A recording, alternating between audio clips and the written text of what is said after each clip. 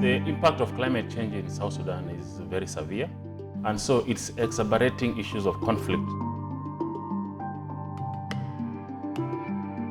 South Sudan suffers from two major impacts. Suffers from flooding and then drought. Communities are being displaced. Their livelihood has been taken away from them. They cannot farm. They cannot rear cattle. They've had to move to higher grounds. And that means competing for limited resources, for example, water. That in itself is a conflict trigger. تأثير يبن كولاية دا كم يبين تأثير مديد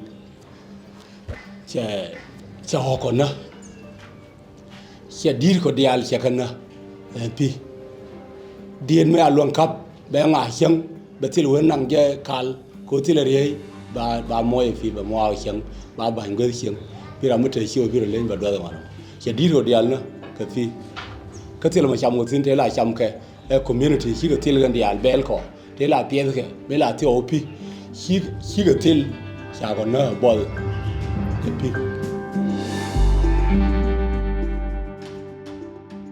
In situations where we are not able to access these communities, it also impacts on our mandate, it impacts on our ability, to deliver on our mandates.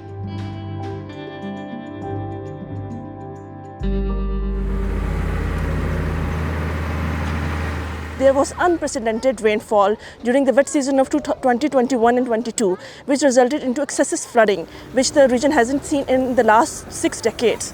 And as a result of this, the region has faced a lot of economic and social difficulties. If we are cut off from the outside world, there will be no food here, there will be no humanitarian assistance here, and it will be a catastrophe.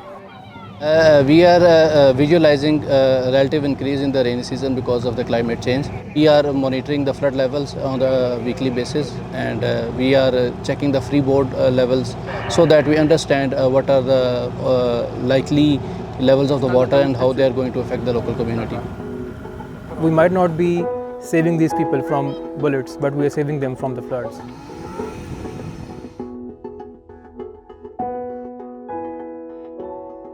The cattle camp or the pastoralists converge, around pure water points.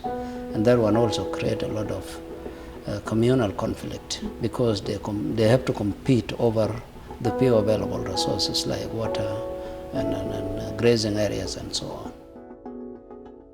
So climate change has got a big impact on disease transmission on the cattle within South Sudan here. Well, when it's dry like this, the spreading of disease is so wide.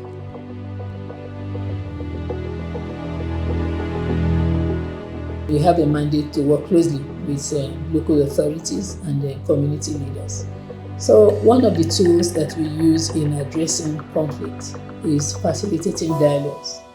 And in these dialogues, we have introduced the element of climate change. There is a significant recognition within UNMISS that there's a climate signature in the way the conflict pattern is evolving. We need to work more to be able to respond to the need of the people as an integrated manner. Capacity building, institutional building is key areas for which UN in the country should put the focus and priority to continue to support the people of South Sudan.